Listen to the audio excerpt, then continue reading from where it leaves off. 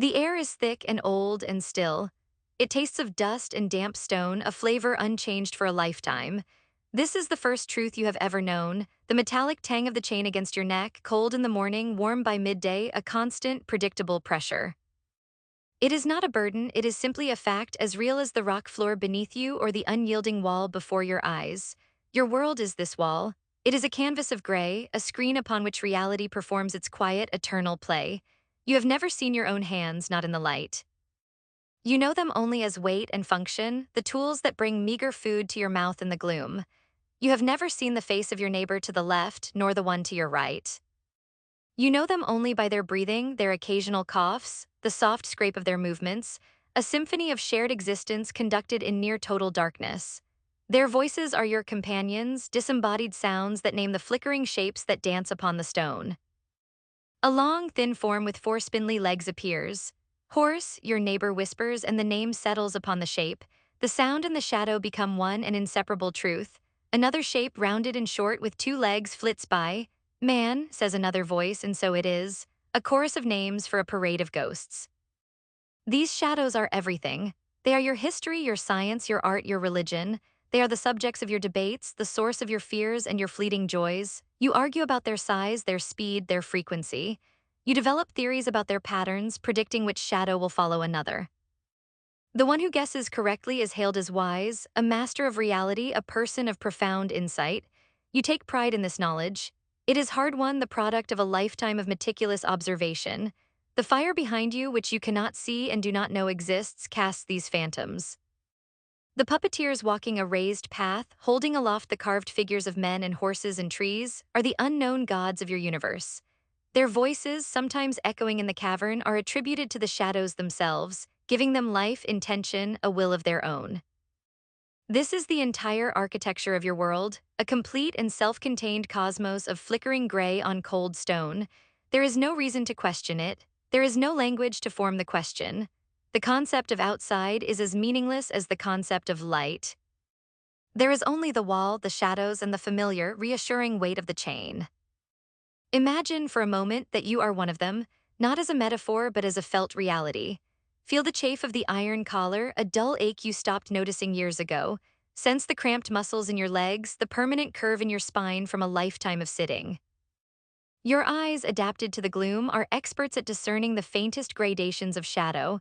A blur is not just a blur, it is a fast-moving object. A sharp silhouette is something real, something solid. This is your expertise, this is your truth. And what if someone were to tell you that this truth, the only truth you and everyone you have ever known has ever perceived, is a lie? Not a mistake, not an incomplete picture, but a fundamental, hollow deception. What if they told you that the shadows you call horse and man are less real than an echo, that they are the projected absence of a reality you cannot even begin to imagine? The suggestion would be more than just wrong. It would be insane. It would be an act of violence against the very fabric of your existence. You would not thank the person who offered you this new vision. You would fear them, you would hate them, you would see them as a destroyer of worlds. For what is more terrifying than the discovery that your entire life has been spent worshipping ghosts? This is not a distant, academic puzzle. It is a question that beats at the very heart of the human condition. How much of what we call reality, our politics, our beliefs, our deepest certainties, are merely shadows dancing on the wall of our own self-imposed cave? And if we were offered the chance to see the truth, would we have the courage to take it? This was the question that haunted a man walking through the sun-drenched, chaotic streets of Athens some 2,400 years ago. His name was Plato, and he was living in the ruins of a golden age. To understand his answer, we must first breathe the air he breathed. The Athens of the early 4th century before the Common Era was a city of ghosts and blinding sunlight, a place of profound contradiction. Let us walk with him through the Agora, the city's sprawling marketplace. The air is alive with a symphony of sounds. There is the sharp clang of a blacksmith's hammer striking an anvil, the rhythmic thud of a potter shaping clay, the incessant chatter of 100 merchants hawking their wares. Voices rise and fall in a dozen dialects of Greek, arguing over the price of olives, the quality of a bolt of cloth, the latest political scandal. The noise is a physical presence, a constant hum of human activity. Visually, the scene is a riot of color and movement against a backdrop of sun-bleached stone.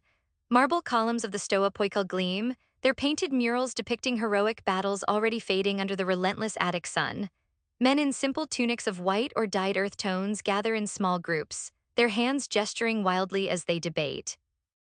Barefoot slaves, their skin darkened by a life lived outdoors, hurry through the crowds carrying heavy amphorae of wine or water. The light is brilliant, almost harsh, carving deep shadows that shift with the passing hours. It defines the sharp edges of the temples on the Acropolis, visible above the rooftops, a constant reminder of the city's divine patrons and its former glory. The smells of the city mingle in the warm air.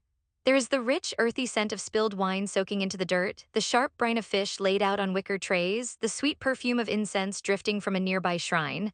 Underneath it all is the dust, a fine white powder kicked up by thousands of sandals, coating everything with a thin film. And there is the smell of humanity itself, of sweat and leather and wood smoke, the raw, unfiltered odor of a society living in close quarters. On your skin, you can feel the oppressive heat of the afternoon sun, a dry, baking warmth that makes you seek the shade of a portico or an ancient olive tree. The stone benches are hot to the touch, while the marble of a fountain feels shockingly cool. A breeze from the sea a few miles away offers a moment of relief, carrying with it the faint taste of salt. And the taste of Athens, it is the simple, profound flavor of bread dipped in olive oil, the sharp bite of goat cheese, the sweetness of a sun-ripened fig. It is the taste of water from a communal well, clean and cold. But for Plato, there was another taste that lingered in the city's collective memory, a flavor of bitterness and shame, the taste of Hemlock. This was the city that had, a few years prior, condemned to death its most profound and unsettling mind, his teacher, Socrates. The chaos of the Agora was not merely commercial, it was philosophical and political. Athens was a democracy in crisis, still reeling from its humiliating defeat in the Peloponnesian War against Sparta. The old certainties had crumbled, the belief in the city's inherent greatness had been shattered. In the vacuum, a new class of thinkers had risen to prominence, the Sophists. They were masters of rhetoric, itinerant teachers who claimed they could teach the art of success, of winning any argument regardless of the truth. For them, truth was relative, a matter of perspective and persuasion. What was right was what you could convince the assembly to vote for. They were the puppeteers of their day, skilled at casting compelling shadows for the masses. Plato saw this and despaired. He saw a city mesmerized by phantoms, a society that had mistaken the art of persuasion for the pursuit of wisdom.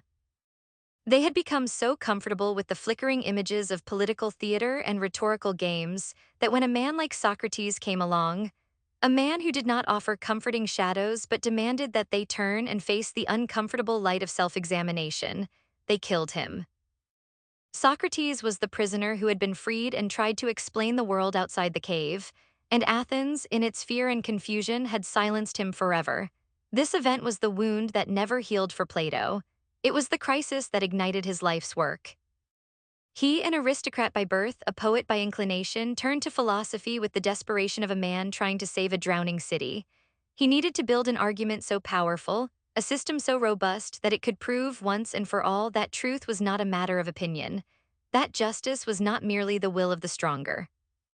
He had to demonstrate that there was a reality beyond the shadows, a reality that was solid, eternal, and true.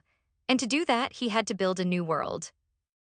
Plato's journey began not in a lecture hall, but in the dust and heat of those Athenian streets at the side of a man who looked like no one of importance. Socrates was not handsome. He was short, stout, with bulging eyes and a snub nose. He dressed in the same simple cloak year-round and rarely wore sandals. Yet when he spoke, the world seemed to reorient itself around him. He did not lecture, he asked questions. He would approach a celebrated general and ask, "What is courage?" The general, a man who had lived his life by a code of bravery, would offer a confident definition. Courage is standing your ground in battle. Socrates would then, with a series of gentle, incisive questions, show him that this definition was inadequate. Is it not sometimes courageous to retreat? Is it not courageous to stand up for one's principles in the assembly? The general, flustered, would try again, and again Socrates would reveal the flaws in his thinking. The goal was not to humiliate, but to expose the pretense of knowledge, to show that the confident certainties we carry are often just unexamined shadows. For the young Plato, watching this was like witnessing magic. It was the birth of critical thought. Imagine a young Plato, perhaps 17 or 18 in the Agora. He sees Socrates approach a renowned artist, a sculptor famous for his beautiful statues of the gods.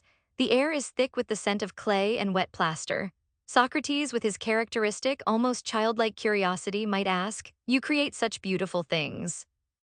Can you tell me what is beauty?" The artist, flattered, would likely point to his latest creation, a statue of Aphrodite. "This," he might say with pride, "this is beauty." Plato would watch as Socrates tilted his head. "Yes, that is a beautiful statue, but a beautiful horse is also beautiful, is it not?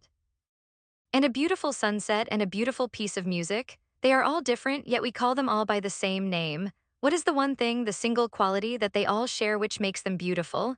The artist would be stumped. He could produce endless examples of beautiful things, but he could not isolate the essence of beauty itself. He knew the shadow, but not the form that cast it. This was the moment of ignition for Plato. He realized that our world is filled with particulars. We see this just act, that just law, this brave soldier. But underlying all these specific instances must be a single unifying concept: justice itself, bravery itself, beauty itself. These were not just words or ideas in the mind. For Plato, they had to be real, more real in fact than the fleeting examples we see in our world. A beautiful statue can crack and crumble, a just law can be repealed. A brave soldier can grow old and fearful. The particulars are always in a state of flux, of becoming and passing away. But the idea of beauty, the essence of justice, these must be eternal, unchanging, and perfect. This was the first great leap, the foundational insight. He had discovered a new realm, a world not accessible to the senses but only to the intellect. He called them the forms or the ideas. This concept, the theory of forms, became the bedrock of his entire philosophical system. It is the core definition of his reality. The forms are the perfect, eternal blueprints of everything that exists. In this intelligible realm, there is a form of a tree, which is the perfect essence of treeness. Every physical tree we see in the world, from the mightiest oak to the smallest bonsai, is just an imperfect, temporary copy of this one perfect form. The form is what is truly real. The physical tree is just a shadow of that reality. The same is true for abstract concepts. Every good deed we witness is a flawed reflection of the ultimate form of the good. This is a radical reordering of reality. We tend to think of the physical world as the most real thing there is, but for Plato, it is the least real. It is a world of copies, of echoes, of shadows. True reality is the world of the forms, a world of perfect, unchanging essences that can only be grasped by the rational mind. This is the world outside the cave. Now let us try to imagine this idea not as a dry definition, but as a living landscape. Picture a vast, luminous plain, bathed in a steady, shadowless light that seems to emanate from everywhere at once. There is no sun in the sky, for this realm is beyond such physical things. The air is perfectly still, without wind or weather. On this plane exist the forms. The form of a circle is not drawn, but simply is, a perfect, absolute circularity from which every drawn circle on Earth derives its nature. It has no size, no color, no location, yet it is the cause of all circles. Nearby is the form of justice. It is not a set of laws or a judge's ruling. It is the very essence of fairness, balance, and rightness, a luminous concept of perfect harmony that the intellect can, with great effort, behold. Further on, we might perceive the form of courage, radiating an unshakable stability. And towering over them all, the source of the realm's light and the very reason for its existence is the form of the good. It is not just another form, but the form of forms, the ultimate principle that gives reality and intelligibility to everything else. To see it directly is the final, blinding goal of all philosophical striving. This is Plato's true world. It is silent, eternal, and perfect. And our own noisy, chaotic, beautiful, and decaying world is nothing but its dim, flickering reflection. Plato's journey to this intellectual landscape was not easy. It was born from the trauma of Socrates' death. That event was the ultimate collision with the established order. The city of Athens, the so-called cradle of democracy, had revealed itself to be a society of chained prisoners, so in love with their illusions that they would kill the man who tried to free them. Plato saw the verdict not as a simple miscarriage of justice, but as a symptom of a profound epistemological sickness. The jurors, the accusers, the citizens, they were all operating on the level of doxa, of mere opinion and belief. They judged Socrates based on rumor, prejudice, and his unsettling effect on the city's youth. They were concerned with appearances, with the shadows of reputation and political convenience. Socrates, on the other hand, was striving for episteme, for true knowledge, for an understanding of the forms of justice and goodness. It was a clash between two entirely different levels of reality, and in the physical world, the world of shadows, the shadows won. Plato must have sat in the crowd during the trial, his heart pounding with a mixture of fear and fury. He would have heard the absurd charges, impiety corrupting the youth. He would have listened to Socrates' calm, reasoned, and ultimately defiant defense. Socrates refused to grovel. He refused to play the political game. He insisted on speaking the truth, even when it was clear that this truth would condemn him. For Plato, this was a moment of terrible clarity. He realized that you cannot build a just state on a foundation of opinion. You cannot expect a society to be good if its citizens do not know what goodness is. The political problem was, at its core, a philosophical problem, and the solution had to be equally philosophical. It was not enough to find a better politician or write a better law. You had to change the very soul of the ruler. You had to drag the city's leaders, kicking and screaming if necessary, out of the cave and into the light of the forms. This conviction drove him away from Athens. He traveled for years to Egypt, to Italy, studying mathematics with the Pythagoreans, absorbing the wisdom of ancient civilizations. He was no longer just a student of Socrates. He was a man on a mission, gathering the tools he would need to build his intellectual fortress. The pain of creating this new vision must have been immense. Imagine Plato in his study, years later, having founded his academy just outside the walls of Athens. It is late at night. The only light comes from a flickering oil lamp, casting long, dancing shadows on the walls, a constant, ironic reminder of the very illusion he is trying to dismantle. The only sound is the scratching of his stylus on a wax tablet. He is wrestling with the most difficult of questions. How does the perfect, unchanging world of the forms connect to our messy, changing world? How can the soul, trapped in a physical body, ever hope to gain access to that higher realm? He erases a line of text, then another. The task is monumental. He is not just writing a book, he is attempting to build a ladder from the mud of human experience to the stars of eternal truth. He feels the weight of his dead master, the hope of his young students, the sickness of his beloved city. His contemporaries, especially the Sophists, would have ridiculed his efforts. We can imagine a debate in a public square. A charismatic sophist, a master of rhetoric, addresses the crowd. Plato speaks of another world, a world of perfect forms, he might say with a condescending smile. But has anyone ever seen this form of a tree? Can you eat its fruit? Can you build a ship from its wood? He asks you to turn your back on the real world, the world of commerce and politics and power, to chase after these ghostly abstractions. I, on the other hand, will teach you how to succeed in this world. I will teach you how to persuade the assembly, how to win lawsuits, how to gain the wealth and honor you desire. The crowd would cheer.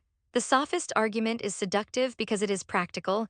It deals with the shadows, and the shadows are what people believe to be real. Plato's vision would seem esoteric, strange, perhaps even dangerously elitist. He is asking people to value an invisible world over the one they can see and touch. He is telling them that their entire lives are a mistake. This is not a message that wins popular support. The turning point, the moment of creative genius, was the crystallization of the allegory of the cave. It was the perfect story to bridge the gap between his abstract metaphysics and the lived experience of his audience. In this one powerful narrative, he could weave together all the threads of his philosophy: the distinction between appearance and reality, the painful process of education, the nature of the forms, the duty of the philosopher, and the tragic fate of Socrates. He could show, not just tell, his readers the truth of their own condition. The allegory became the centerpiece of his masterpiece, The Republic. It is here that he lays out the full architecture of his ideal state, a state ruled not by the rich or the popular, but by philosopher kings, individuals who have made the arduous journey out of the cave and seen the form of the good. Let us now walk through that journey, not as a summary, but as a slow, deliberate unfolding of consciousness. We begin again in the familiar dark. You are the prisoner, but this time something is different. A presence is beside you. Calloused hands, impossibly strong, are working on the lock of your collar. There is a sharp click, and for the first time in your life, the pressure on your neck is gone. The freedom is terrifying. It is a nakedness, a vulnerability. Before you can react, you are being pulled to your feet. Your legs, atrophied from disuse, scream in protest. You stumble, collapsing onto the stone floor. But the hands are insistent, pulling you up again, forcing you to turn. And then you see it, the fire. It is a roaring, blinding monstrosity. It is a pain so intense it feels like a physical blow to your eyes. You cry out, shielding your face, but you are forced to look. The light is agony. Your entire visual world, once a comfortable palette of gray, is now a chaotic explosion of orange and yellow. It is meaningless, painful noise. You see figures walking in front of the fire on a raised walkway. They are holding up objects, the carved horse, the statue of a man, and you realize with a dawning horror that threatens to shatter your mind that the shadows, your entire reality, were not real, they were puppets. The voices you thought belonged to the great shadow beings were just the echoes of these puppeteers. The foundation of your world cracks. Your wisdom is revealed as a child's game. Your debates and predictions were about the behavior of puppets.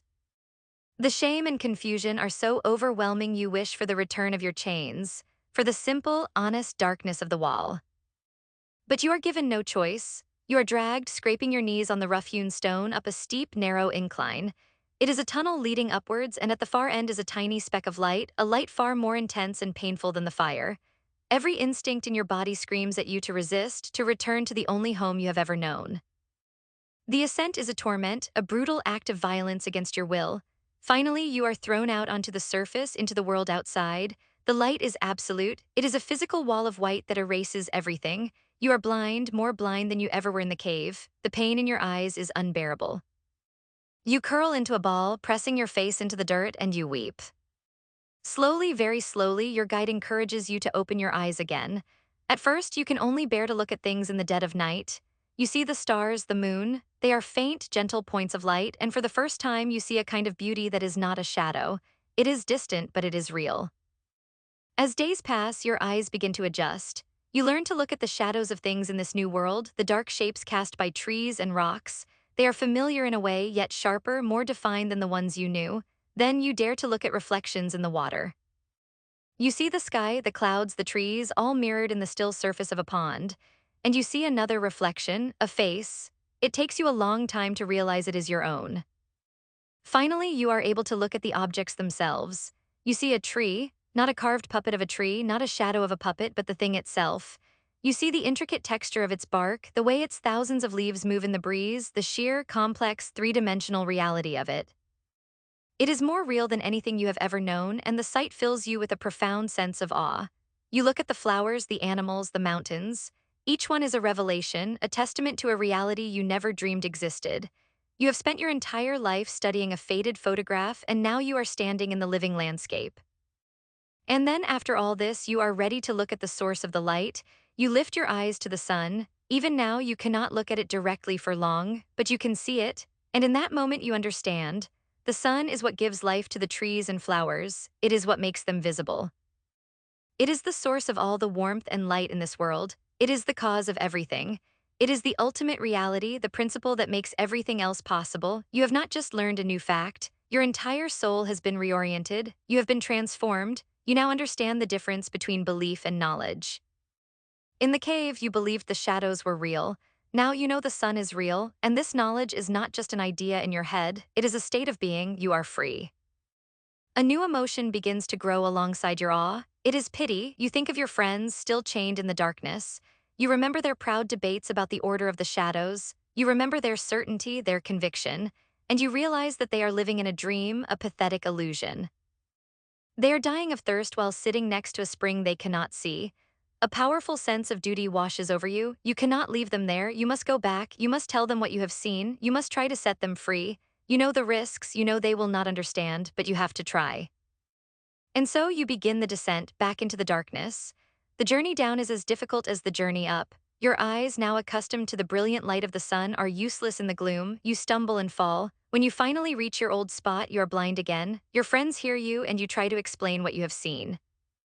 You try to describe the sun, the trees, the reality outside, but your words are meaningless to them. They have no concepts for these things. They hear your descriptions of trees and try to match them to one of the shadows they know. They cannot. You try to participate in their old game of predicting the shadows, but your eyes can no longer see them clearly. You fumble, you guess wrong, they laugh at you. Look what happened to him, they say. He went up and it ruined his eyes. It is better not to even think of going up there. You try to unchain them to force them to see. But now they see you as a threat. You are a madman who has come to destroy their reality, and if you persist, they will turn on you. They will kill you to protect the comfort of their prison. This is the tragic fate of the philosopher. They have seen the truth, but they are condemned to live among those who are in love with lies. Plato's story does not end there. It echoes down through the centuries, a permanent challenge to our complacency. His own student, Aristotle, would mount the most serious critique.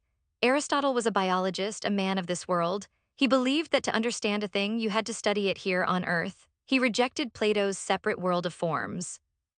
For Aristotle, the form or essence of a tree was not in some heavenly realm. It was inherent in the physical tree itself, inseparable from its matter. He brought philosophy back down to earth. This tension between Plato's transcendent, idealist vision and Aristotle's immanent, empirical approach would define the next 2,000 years of Western thought.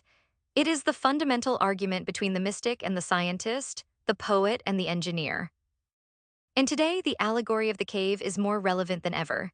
We live in a world of manufactured images, a digital cave where our reality is curated for us by algorithms we do not understand. Our social media feeds are the modern wall, and on them flicker the shadows of curated lives, political propaganda, and endless advertisements. We are chained by our own desire for comfort and confirmation. The algorithm learns what shadows we like to see, and it shows us more of them. We enter echo chambers where our own beliefs are reflected back at us, making us feel wise and certain, just like the prisoners who were masters of predicting the next shadow. We argue passionately about these digital phantoms, mistaking engagement for understanding and retweets for truth. The puppeteers are no longer mysterious figures behind a fire. They are the giant tech corporations, the political operatives, the unseen forces of commerce that shape the narratives we consume. They cast the shadows that define our modern lives. To leave this digital cave is as painful and disorienting as the prisoner's ascent. It requires a conscious act of will. It means turning off the screen and engaging with the complex, messy, unedited reality of the physical world. It means seeking out perspectives that challenge our own, reading books that contradict our beliefs, and having difficult conversations with people who disagree with us. It means exchanging the comfort of the familiar shadow for the blinding, complicated light of the truth. It is a journey that requires immense intellectual courage. Most people, as Plato tragically predicted, would rather not make it. They prefer the comfort of their chains. Plato's solution was radical. The state must be ruled by those who have made the journey, the philosopher kings. These rulers would not be chosen for their wealth or their family name or their ability to sway a crowd. They would be chosen through decades of the most rigorous education imaginable, a process designed to systematically turn their souls away from the shadows and toward the form of the good. They would own no private property, have no families, and live a life of ascetic discipline, ensuring that their only passion was the pursuit of truth and the well-being of the state.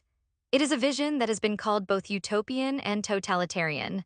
It sacrifices individual liberty for the sake of a perfectly ordered, rational society. But it is born of a deep, and perhaps justified, pessimism about the ability of an uneducated populace to govern itself wisely. It is a desperate answer to the question of how to prevent a city from killing its best minds. In the end, Plato leaves us with a profound and unsettling legacy. He gives us a language to talk about the difference between the superficial and the essential, between opinion and knowledge, between the illusions we cling to and the truths that might set us free. He paints a picture of the human soul as a thing of immense potential, capable of ascending from the darkest depths to the most luminous heights. But he also warns us of the immense difficulty of that journey and of the powerful allure of the shadows. He holds up a mirror to our own lives and forces us to ask the most fundamental question of all. The world we experience every day, the reality we take for granted with its urgent headlines, its fleeting fashions, and its passionate partisan certainties. Is this the real world in all its sunlit glory, or are we still just sitting in the darkness, chained and comfortable, arguing with our neighbors about the meaning of ghosts?